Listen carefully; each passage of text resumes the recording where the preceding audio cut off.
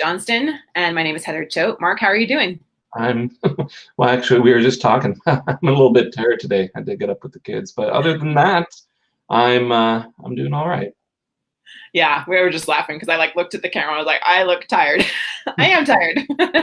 That's just I mean, how it goes. You have that's multiple kind of the children. reality with the lockdown and having kids, a lot of little kids. It's just you're going to be tired some days. I know you have really young kids still as well, but how old is your youngest now? I can't remember. Yeah, so Faith is 3.5 months, Oh, but she's sleeping through the night. for some reason I Yeah. was thinking. I was forgetting that you just had a child not too long ago. Yeah. So she's sleeping through the night. I don't know why I'm so tired. It's probably just because I'm running a million miles an hour trying to keep everyone going during this whole quarantine stuff. But hopefully things start improving soon. Yeah. Yeah. All right. Well, today we're going to be talking about how to end stonewalling and connect. And I'm really excited to talk about this one. It's been a challenge in my own marriage and something that Ben and I have worked a lot on. In fact, we just had a conversation this morning. It's really early here in Colorado. It's only 8 in the morning. So we already had a pretty good conversation considering how early in the morning it is. And so I'm just really excited to share with you some of the principles that we found that help if you're in this kind of situation. If your spouse is shutting you out, if they're refusing to communicate, connect with you, then this podcast is definitely going to be for you. It's something that we deal with a lot here, right, Mark? Yes, absolutely. I mean, I can't think of too many too many couples that don't at least hit this at least at some point within their marriage. Right. But before we get to that, we're going to share our client win of the week. And this one comes from Joe. Joe says, big win, our first date since we separated after Christmas. And now as we're recording this, we're here in May. Yeah, early May, mid-May, whatever.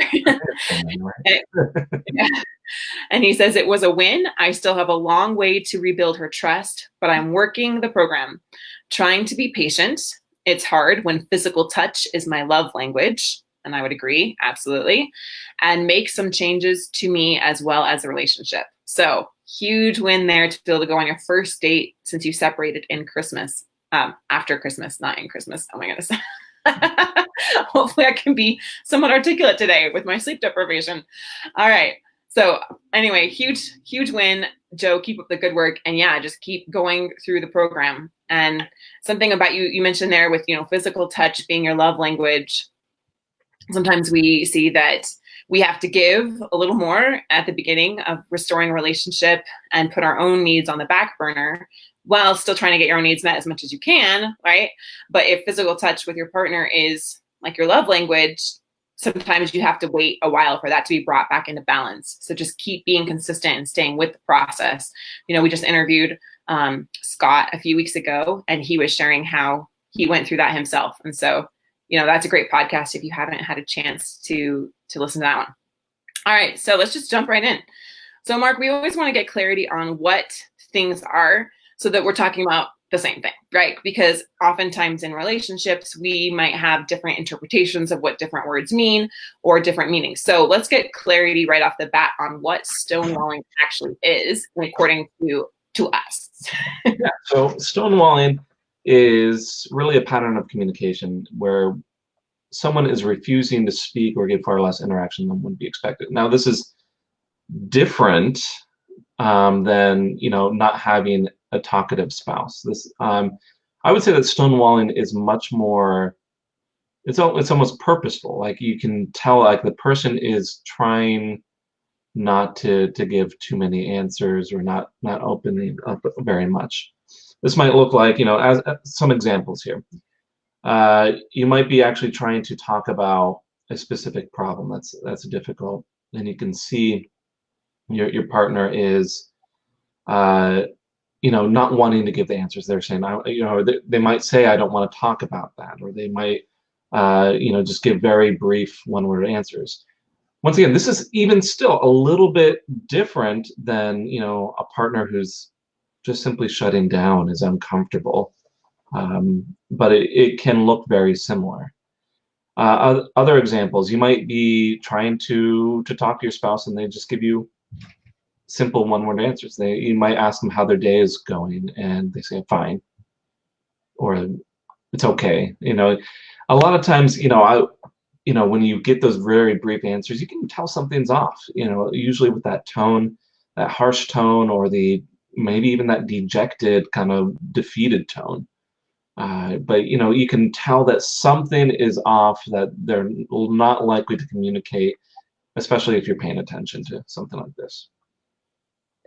So when I hear the word stonewalling, I always think of a video game my husband and I used to play. In fact, I'd love to play it again.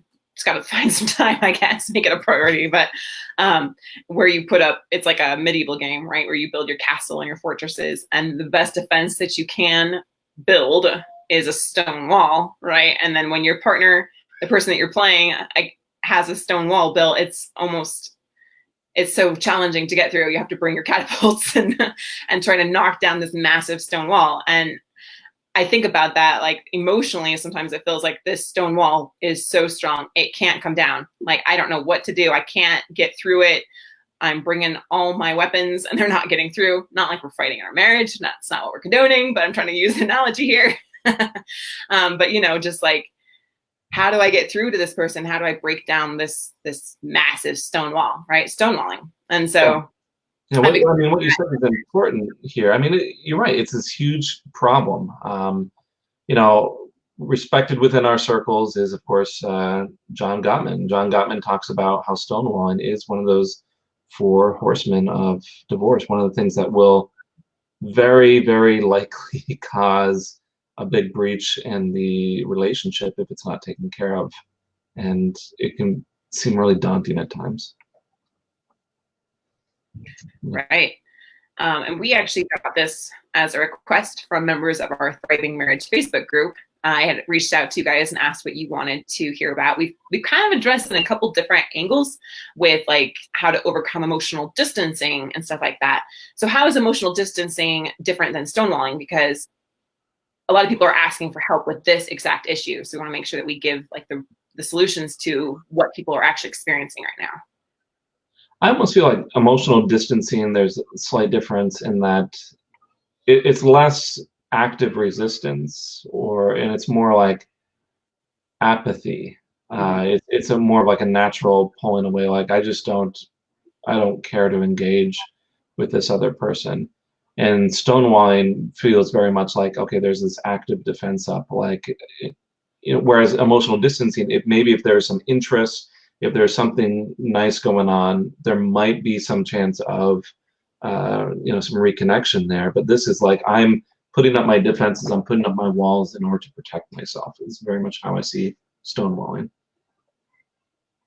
Yeah. So where does that, I need to protect myself, I need to withdraw so I can protect myself, where does that really come from? Well, like, once again, the difference here, stonewalling comes from not feeling safe enough to communicate, whereas something like emotional distancing, it's not necessarily about safety, it's about a lack of connection. So stonewalling is very much about safety, and this might come from many different sources. Perhaps and I see this a lot, perhaps there's a behavior learned from childhood where there's been a history of trauma, abuse, neglect, and these can all lead to a pattern of stonewalling as an adult.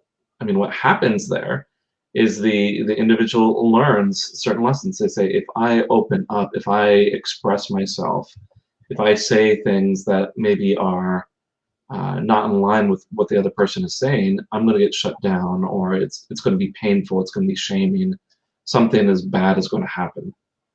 So I'm going to just say, it might not be 100% you in your marriage, because oftentimes we bring our baggage into the relationship.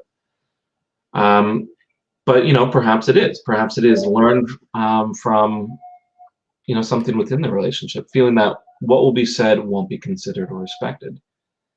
Like, for instance, if there's been this big pattern of invalidation, perhaps the individual has been shut down repeatedly, or your partner has learned that speaking up won't result in anything meaningful, any meaningful changes, then they can start to cope by just not speaking up at all. It might come about from, Maybe it's you simply don't want to talk to your spouse, and as they've tried to learn to as they've tried to speak up, they realize you're not going to engage with them. So maybe it's a little bit of that where they're getting back at you, or maybe it's because they've been purposely shut down.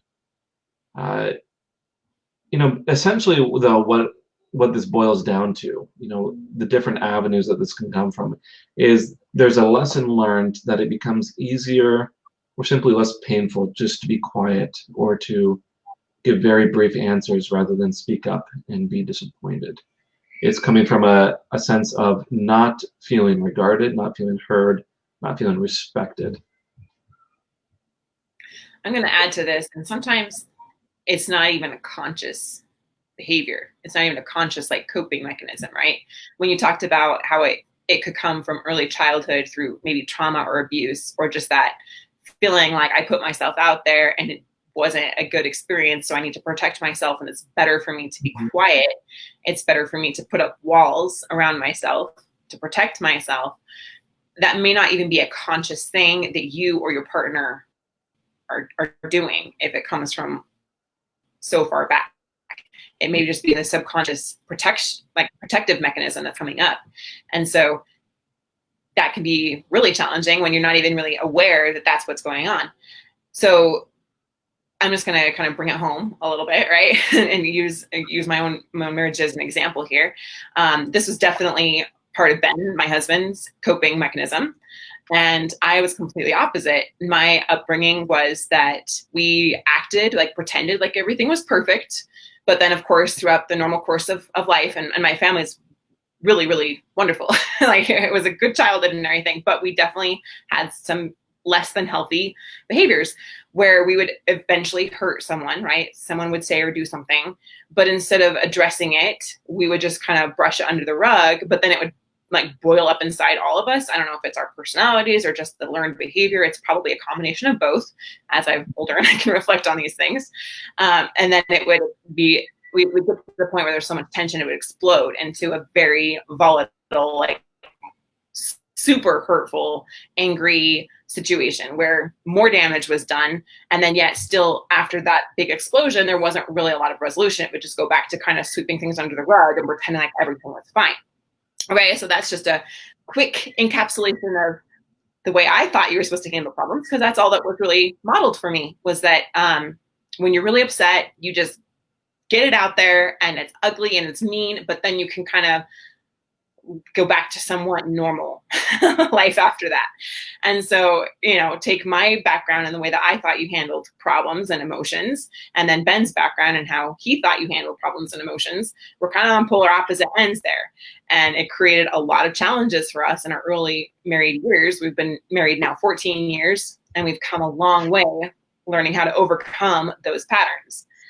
For me, I would get, he, even this morning, okay, we're talking about a very sensitive subject, something that's very highly emotionally triggered.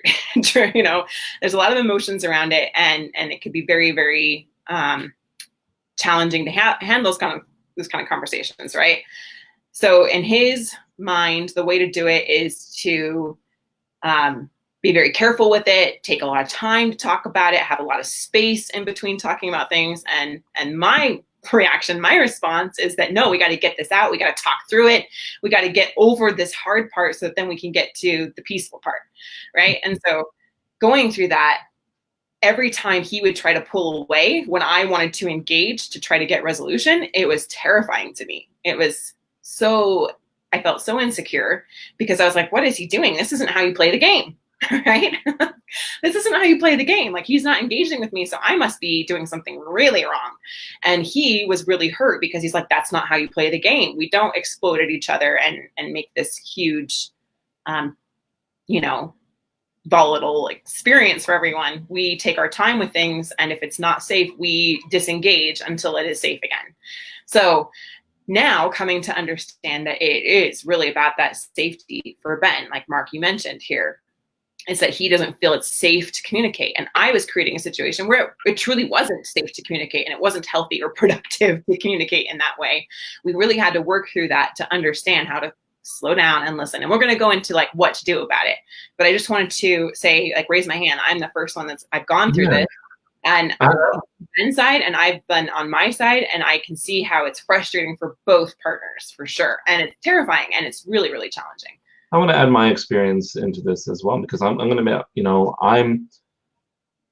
even though I talk about communication, being very open, I talk about relationships every day, sometimes I struggle with this. Coming from a very conservative background, and I'm not going to even blame, you know, my family or my religious upbringing or anything, because I think all that was great. The people in my life did a really great job of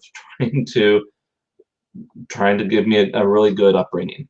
But some of the things that I took away from that as a child is kind of this idea that I can't speak up about my problems, because you're not supposed to have problems. You're supposed to be good. You're supposed to be this perfect sort of person, and the problems should be kind of kept aside.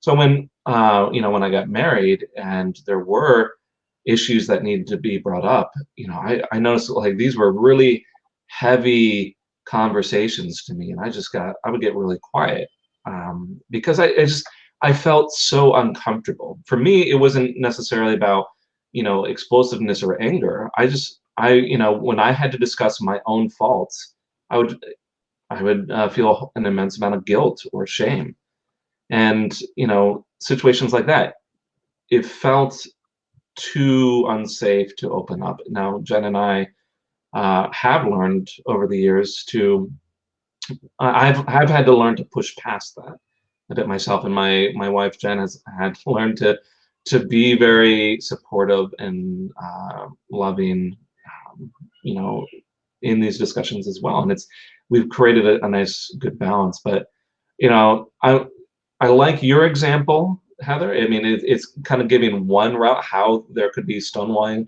that comes about, and there's another route. There's like this resentment and anger and things bubbling up and explosiveness, and then there's also kind of like this quieter, like for me it was about this kind of shame and guilt and like a need to feel some perfection, and whatnot. So it can come from lots of different angles, but it all boils down to not feeling safe or feeling highly uncomfortable in these difficult conversations. Yeah. So now let's go into, and I'd love to share a little bit as you go into this, like what to do about it, and then contrast like where we were before with Ben and I, and then how we've used these things ourselves, so that like the conversation we had this morning, which Ben even said, you know what, several years ago, this would have been like one of us would have walked away really upset. Like we would have done or said something that really hurt each other. And we're not doing that anymore. And you can see that we've come such a long way, so that you can see how to do that yourself. So Mark, what are some of the first steps that we should do? And we've got some comments here as people are on with us live, which I love, about like wife having an emotional affair, wife having an affair, and is stonewalling their partner. How do I break down the walls that she's built up with me? What can I do? She sees me as a father, not as a husband, so she refuses to talk with me. Of course, we're going to have a huge spectrum of different challenges that people are going through. Not every single one is exactly the same, but we're going to give kind of the high level overview of what to do so that you can start to break down those walls. So Mark, what would be the first step here? So I always like to examine these sort of things. A lot of times we say, okay, my husband, my wife is doing these things, and this is what's causing the problem. And I like to flip that around a little bit and say, have you examined yourself just a little bit? So, if your spouse is stonewalling, I think you need to start by examining yourself, asking yourself some questions. Perhaps you need to ask yourself, have there been times when you've disregarded or dismissed or maybe even actively shut down what your spouse has to say? Especially, you might not realize this is happening. So a good follow-up question here is, do you feel like your discussions often result in someone being wrong or someone being right? That's very much the same sort of vein here, where someone's ideas are going to be pushed down and dismissed and invalidated. You need to ask yourself, has your spouse attempted to be open at times, even if that's in the past, only for that experience to be uncomfortable or painful or shame-inducing? This is especially true with affairs.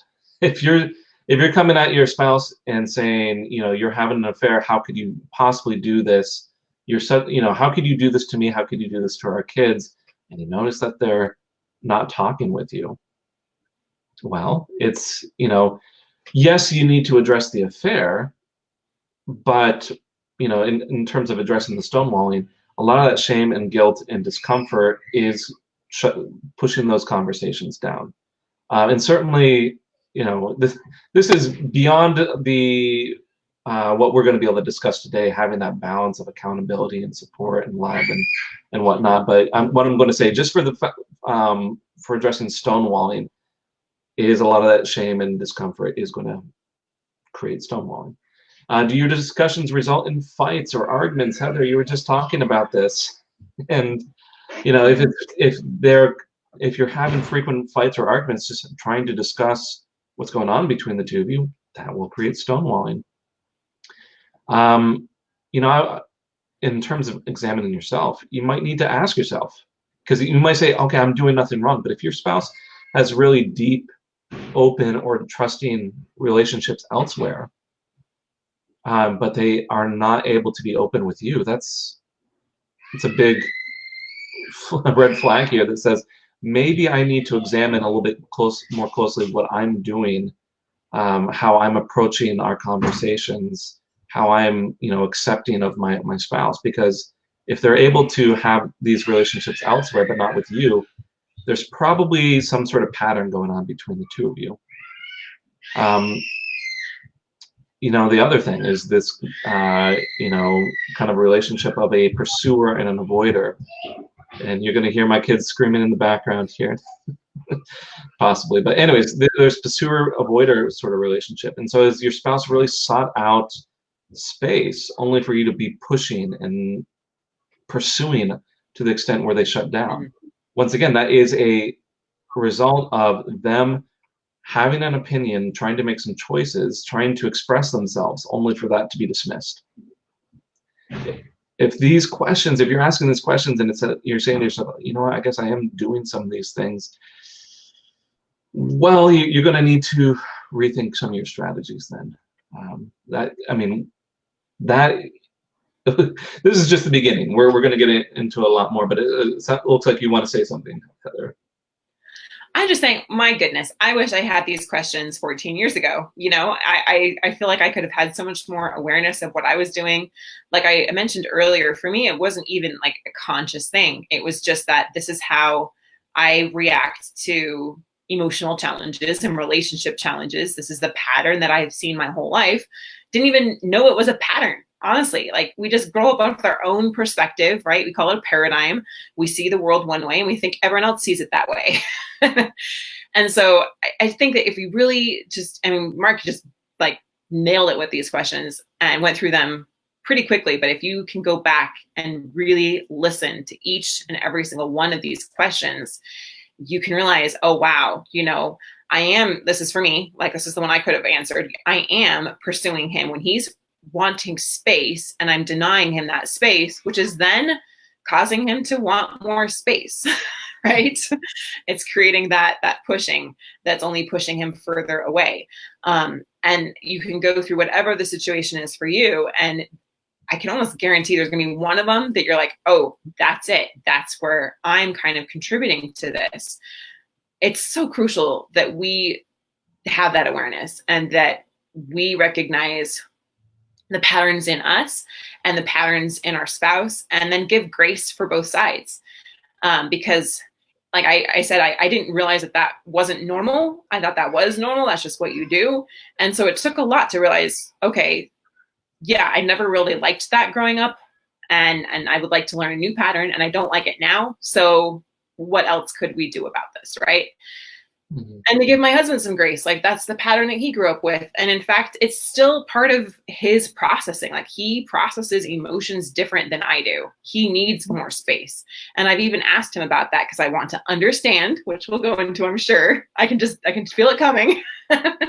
I want to understand him, because for me, I'm like, if I've been hurt or if I'm upset about something, something's on my mind, I can't put it down. I don't know if you can raise your hand with me on that, but like it, I become obsessive about it, and probably not a great way, but it's so hard for me if there's something, if we had a tense moment or something he said or did hurt me.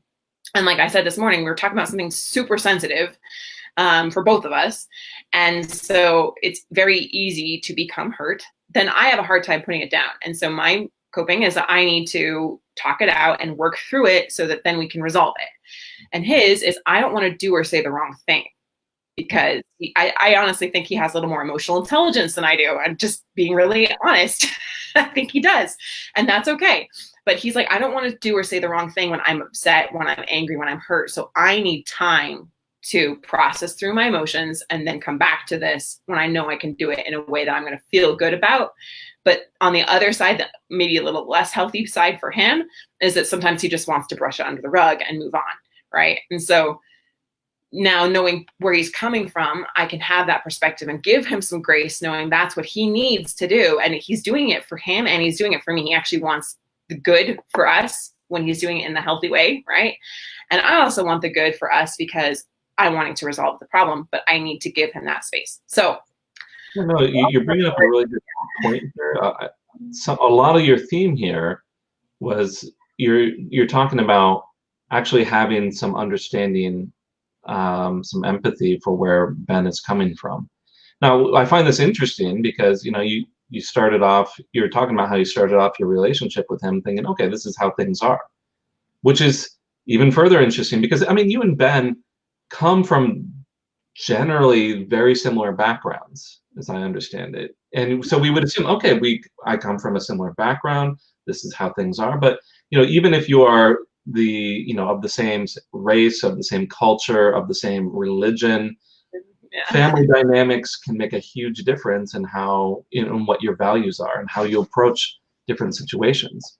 And so that's beyond examining yourself, the next big thing here is having that empathy or understanding for your partner. I mean, this, if you listen to our podcast, if you join some of our programs, you're going to hear that word. You're going to hear it a lot, that empathy. I really think that's the key to solving a lot of problems. Carl Rogers, famed psychologist Carl Rogers, he talked about, oops, something just fell off my desk. He talked about how empathy is one of those essential conditions for a healing environment. And without this, you really can't you can't really bring down walls. You can't bring down that stonewalling behavior if you don't have that empathy there. Along with that, though, there are, it's kind of some subsets of this, things that you can maybe do to really extend that empathy out quite a bit. If you are in the moment and you can help them to feel as though their feelings are okay, whatever they may be. That was a big thing for me. Like I said, a lot of when I would shut down, it was because I felt like, okay, the way I was thinking or the way I was feeling wouldn't be appropriate. I couldn't share those things. And a lot of how we got around that was being like, okay, it's okay to be sad. It's okay to feel some guilt here. It's okay to be angry and to talk about it. And no one's going to get upset. That's can be a huge thing, especially if a lot of your patterns have been around, shutting down emotions or shutting down topics, shutting anything down. You have to make it okay to express some of these things. And you can do this possibly even by just being interested. If you're seeing that your partner is not talking, you're trying to talk about the day, you're trying to talk about how they're feeling, and they're giving you these one-word answers. They're saying fine. You can tell that there's something else going on there. They're not fine. They're just not feeling okay, expressing those deeper emotions, those more troublesome emotions. Make those feelings okay and be actually interested in it.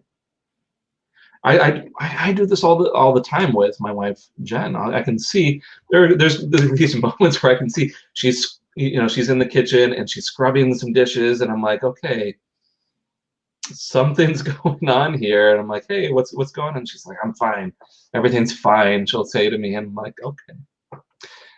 Obviously, and I start asking her questions, and I act very interested because obviously something is not going on. And by making that okay, it makes it so much easier for her and I to be open with each other. And I was giving you some space there because it looked like you were going to say something, but it's okay.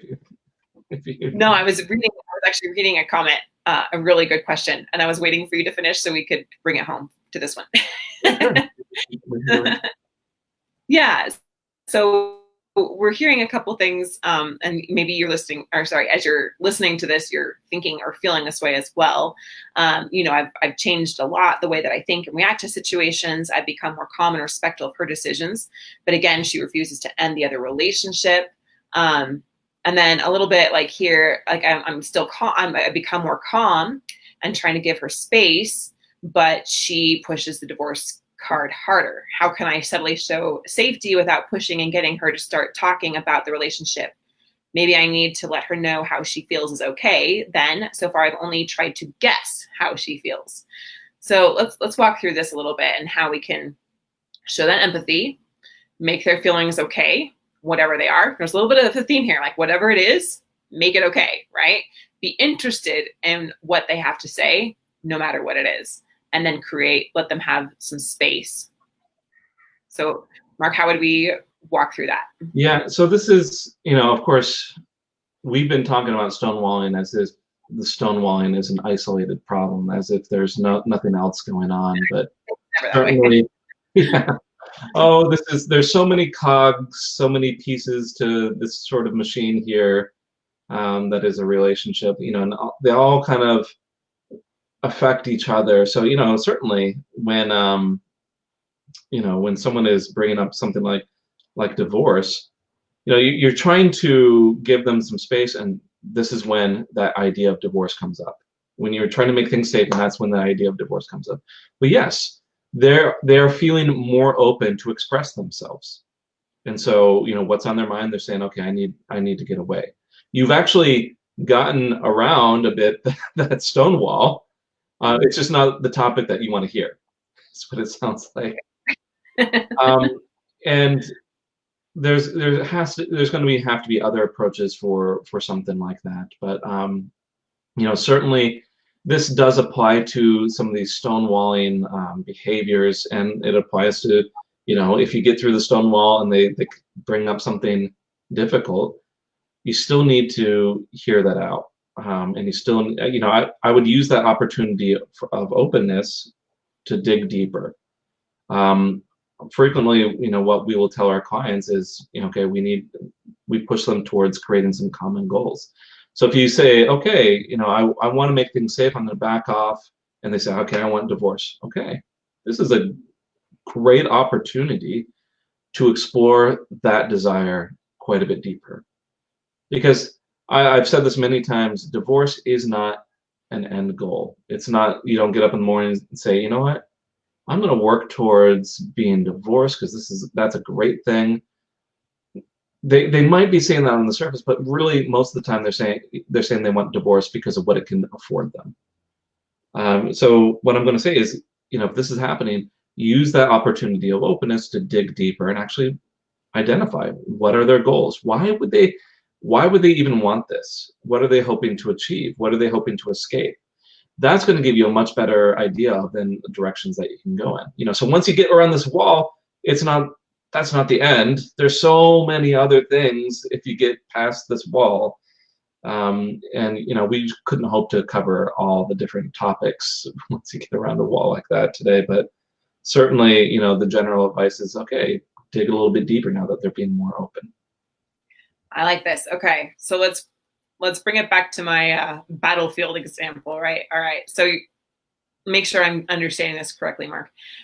even the fact that they're saying, I want to have a divorce would mean that you've broken down part of that wall. Yeah. Is that right? Yeah. I would say that, yes. Yeah, because now it's not absolute true stonewalling. True stonewalling is the wall's up and it's not coming down. I'm not going to talk to you about anything or let you in at all. So for those that are asking these questions, like, so I'm trying to be more open, but every time I do it, it's always going down this one road. Well, celebrate the fact that at least now you have a bit of an open road, right? At least part of the wall has come down enough to have some conversation.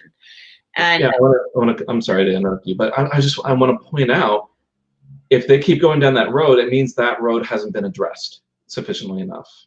And if you shut that down at that point, if you say no, we're not going to talk about divorce, or I can't handle talking about divorce, you're going to have that wall go right back up, and you're going to have to get over that again. Wow.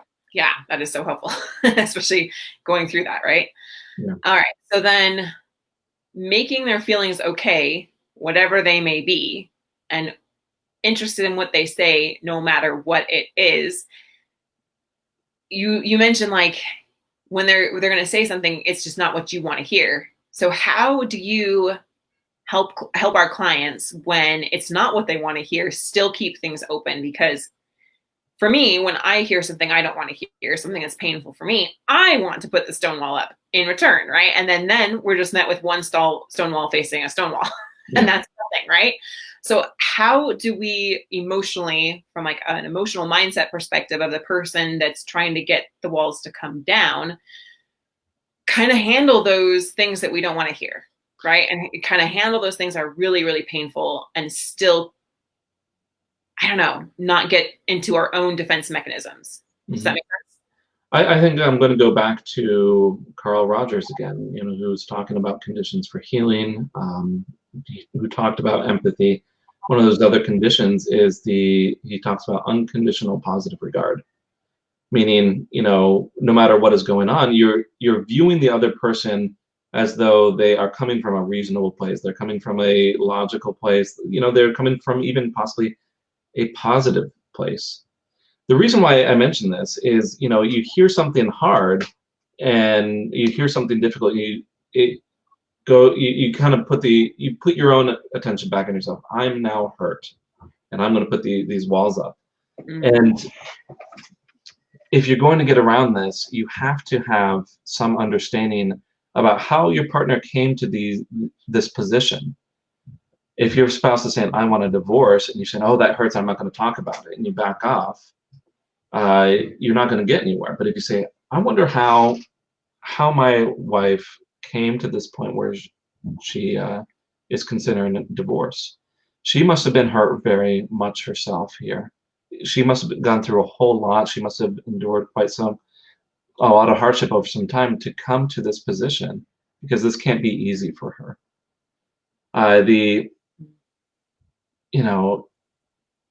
It comes back to this. We talk about our big principles, our path method, and that first one, perspective, is there for a reason, because you can't get around a lot of these problems if you don't get that perspective, if you don't gain that empathy, that unconditional positive regard. I do want to go off on a slight tangent here, because I saw a comment on here in the comment section. People are talking about how if they give space, if they stop pursuing, then the partner goes off and uses that space to go do more damaging behavior, possibly engage in the affair.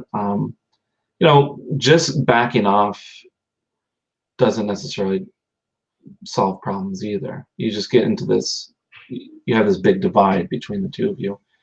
So I always talk about creating space for them to have space, but then also creating space for there to be some problem resolution. Doesn't mean if you're giving them space you can't address any problems. It's more about having expectations. A lot of times when people are saying, I just need space, there's no expectations of how much space is enough, how much space is too much. There's no discussion over when can we lift some of that space, when can we actually address the problems. And I think a lot of those things need to be addressed a little bit more directly those expectations need to be set. But anyways, I answered some questions and then went off on a tangent, and I've kind of lost our thread at this point. No, and that actually answers another comment. So obviously this is something that people are thinking about. And so we always want to be very helpful and applicable to what you're going through as much as we possibly can, while still helping people in the highest sense without, that's why we have our coaching, is that we can, work with you individually on your exact situation and how to apply this to your situation. Because we try to give the high level overview, but the bottom line is it's going to take really specific guidance for you to get the right help that you need. So put a plug in here. That's why we have our coaching, our free consultation, and you can go to that over at highthrivecoaching.com/apply. This really applies here to this comment again of another woman whose husband is having an affair. And again, just try to give him space, but just know, like Mark said, giving space alone doesn't actually solve the problem. You need to have a common goal. You need to have clarity about how that space serves things. So in Stonewalling, we did talk about giving space when it's needed, but that's not the only step. I just want that's really clear to everyone, since a lot of you are asking about giving space and it not really working. So go back if you need to and listen to the whole process and go into our path method of every single step. Right now, we're trying to address stonewalling alone, but obviously a lot of you are talking about affairs and trust with stonewalling going on as well. And so just knowing that as you increase that empathy, you give that grace to your partner and grace to yourself, you try to see their perspective, that's going to help to start to bring the walls down. Now, a really good question I just want to address really quick here. How do I emotionally remove myself from him and the situation, meaning an affair? So it kind of goes back to the question I had first asked Mark about how do we handle hearing those hard things without our own walls going up and then we go nowhere, right? Because that I could easily see that could happen. And honestly, I've experienced that myself. And so it's not about emotionally removing yourself from the situation. You can't. You're in the situation and you're going to have emotions. So it's not about not feeling emotions or saying that some emotions are bad or like you have to take yourself out of the situation, because let's face it, you can't. You're in it. It's more about processing through those emotions. And for me, that's been the biggest thing I've learned how to do. In addition to the questions that Mark asked about, like, how am I affecting the situation? Go back and listen to those, remember, and recognize maybe some of the patterns that are coming up from you. Maybe they came from your childhood, or maybe they've just developed in this relationship, but you can recognize where your part is in it, right? But also understanding like the emotional patterns that are going on that you've developed to how to cope with different situations, those limiting beliefs. I always come back to uncovering what your limiting beliefs are. And when you uncover the truth of who you are, then you're able to process through those challenging emotions. And it's not about not feeling them, it's about moving through them so that you can handle your situation effectively. And that's one of the things that we teach here, because it's crucial, so that you can come to a calm, centered place and you can have the strength to hear the really hard things and go through the really challenging conversations, to hear hurtful things from your partner, keep the conversation going so that you can continue to work through them and go down that road. Because like Mark said, if you haven't gone down that road, like if they're talking about it, it means it hasn't yet been resolved, right? You haven't had the right conversations around that.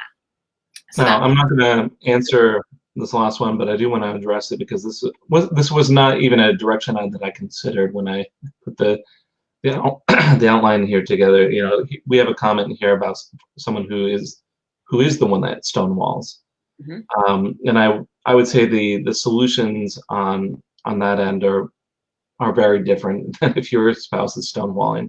You know, like how do you create safety and how do you create some sense of structure here to be able to open up? I think that might be a good topic for another week.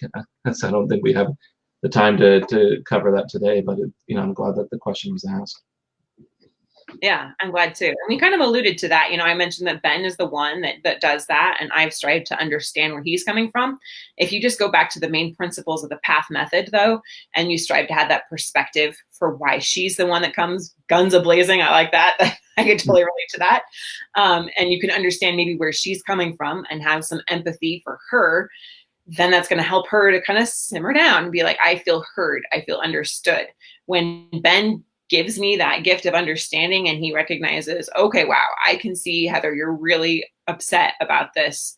I can see I've hurt you. That wasn't my intention. You know, and he tries to understand where I'm coming from, then it takes the fire to a low simmer, and then eventually we can put it out. So I'm just going to say that little plug there. But yeah, I think going into that in depth in another time would be great. But for now, we're going to go to our marriage Mythbuster, which is interesting how it all kind of works out, because we've been talking about affairs and trust in addition to stonewalling, which we didn't really plan on. But this marriage Mythbuster is one that I feel is super important, and something that's come up a lot as I put out some posts about, can I trust my spouse again? How do I trust my spouse again? In fact, we even have a quiz. Can I trust my spouse again? Is it even possible? And I get a ton of comments and interesting reactions to this, that once trust is broken, it can never be restored. If you have an affair, if you break my trust, that's it. I'm done. It can never be fixed, and it's over. And this one really speaks to my heart. So Mark, I want to turn it over to you first, and then add in a little bit. Sure, absolutely. So, I mean, I can get where this idea would come from. I've heard the idea many times from clients or their spouses who have been hurt.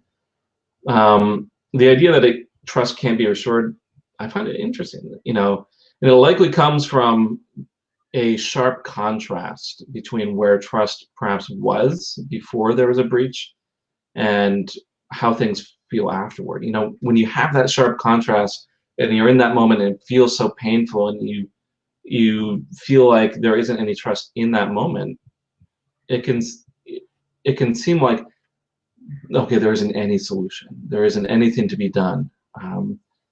It may feel like, because trust is lost and because an individual is hurting right there in that moment, that it just simply can't be regained. I do feel like that's where a lot of this myth comes from, is people are living really in the moment, and they see how things are difficult right now. They don't see any solutions right now, and so it's, you know, I'm just going to be frank. It's much easier to believe that there isn't a solution, because working towards some solutions actually would be difficult. It would involve a lot of being vulnerable, perhaps submitting yourself to the possibility of being hurt again. And so we can start to see where this comes from.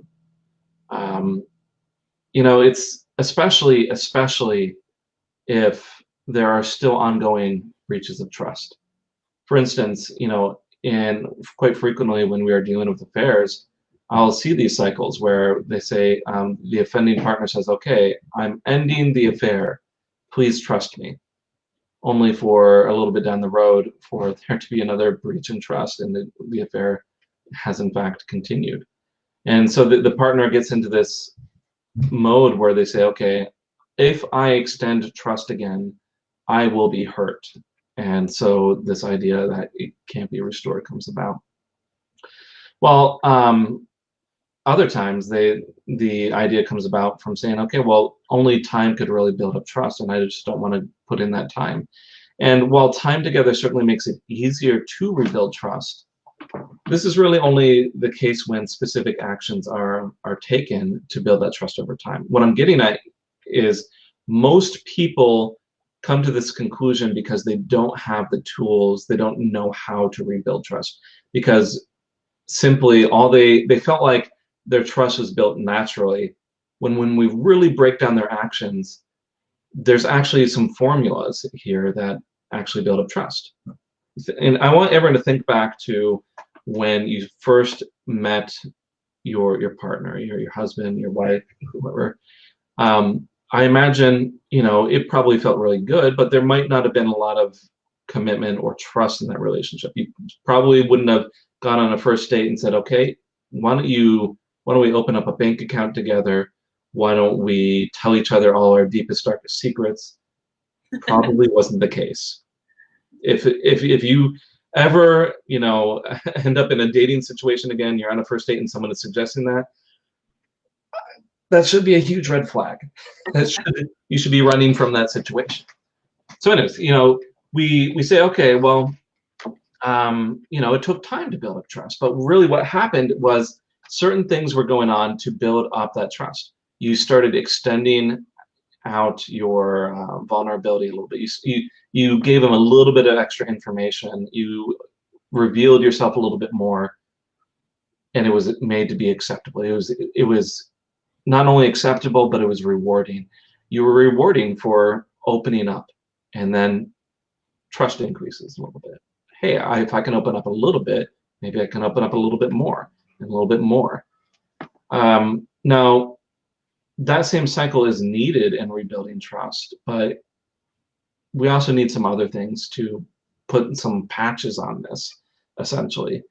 And this is going to would be topics of many other conversations, but essentially, you can put some crutches into the situation. You can add some patches onto this trust if you can add a few things. First off, if you can really set some clear expectations and follow through with those. A lot of times when trust is broken, it's kind of nebulous what's wanted or what we need to feel safe. If you can be clear about that, communicate that, and follow through, then this can put one patch on this. If there's a lot of transparency and verification of the person who has offended, meaning they are giving more information than is needed and verifying that that's actually true. Essentially, a lot of this comes down to much more clear, much more open communication. And if you can do that, all those things, and work on extending some trust and vulnerability, and make sure that that vulnerability is rewarded, you have a situation that can quickly regain trust. Yeah, and we've seen this happen with many of our clients that we've worked with, and I can think of them. I'd encourage anyone, if you haven't seen our Restore Trust Masterclass, you can find that on YouTube.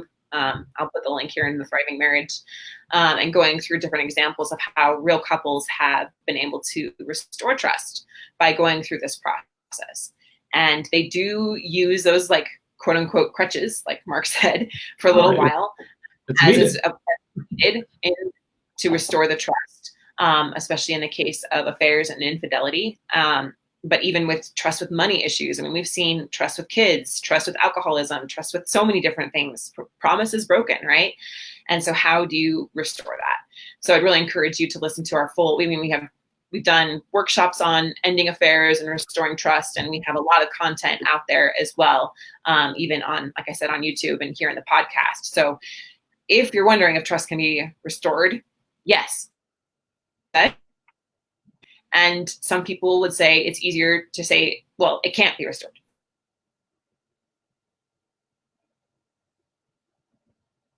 Did we lose Heather here? I think we might have. Well, we might have lost Heather. It looks like your connection was getting a little janky here, but I'm going to just comment on one of the comments here. Someone talking about how you need to know when enough is enough. Certainly, I would say that's true. It's important to set boundaries, but if we're just talking about restoring trust, then there are ways to do that. If that's your goal, if you're saying, I want to restore trust in my relationship, well, there are paths for that. So with that, I think we're going to, with Heather being gone, we are running out of time as it was. We'll just wrap up for the day. And I don't know, am I going to get Heather back here? We'll just wrap up. So like I said, or like Heather was getting into, if you guys are needing help building up trust, if you're needing help with breaking down that stonewalling behavior, or if you yourself are stonewalling, we certainly have some ability to help you guys out. Heather, I see you're back now. Oh, yay, good. I'm glad it's still going. Sorry, my connection just dropped. I was just wrapping up here. I was gonna say, if they need help, you can go to our website, www.highthrivecoaching.com/apply. It's a great way to get in contact with one of our team members, get a free consultation, see if we have any programs that might actually fit your situation. Awesome. Thank you, Mark. Appreciate that. I'm sorry. I'm just going to finish my thought because I don't want to have to leave it in my brain all week until next week. All right. So, there's a really great comment here, but I don't have time to go into all of it. So basically, if you're feeling like I just can't forgive if trust has been broken over and over and over, that's something that's unforgivable. I just can't forgive that. And that's a comment I hear so often. It's unbelievable how many people have that kind of perspective. And you have the right to have that perspective. Everyone has the right to think and feel the way they want to. But I would just encourage you to think about, have I ever broken someone's trust myself? Have I ever made a promise that I didn't keep in my life? Have I ever said I was going to do something and I didn't follow through? Or have I ever told a secret that I wasn't supposed to tell, right? Every single one of us can raise our hand and say that we've broken someone's trust. And that at one point in our lives, we made mistakes or we made intentionally wrong decisions that hurt other people. And we all deserve forgiveness, because if we don't, then we're all condemned to be that way forever. And I understand it's super painful when someone hurts you and breaks your trust. But when you flip it around and say that if you can't forgive them, then that's in turn saying that you don't deserve forgiveness. And that's just something that I personally can't subscribe to. So I believe that all of us deserve forgiveness. We all deserve second chances. And at the same time, I love this comment. I have to go to it. I wasn't going to, but I have to. Understanding that, she says, or he, I'm not sure, people will treat you the way you allow them to. When you notice a pattern of behavior and you continue to allow someone to keep treating you in a manner that breaks down your inner self-reflection, you have to learn to love yourself the way you deserve. And there is a lot of truth to that. You need to work on those internal things inside yourself and recognize that you are good enough, you are worthy, you are capable, you are deserving, you deserve forgiveness. So do other people. When you can gift that to yourself and you find that inner strength and healing within yourself, then you can allow that to have a place in your relationship. Okay. So that was my thought. And I hope that I articulated it correctly. And again, Mark, we appreciate you and all the work that you do here for us. We thank you for listening and encourage you to check out our other masterclasses on YouTube and continue to listen to the podcast. Thank you all. And thanks, Mark. We'll talk to you again. Yeah.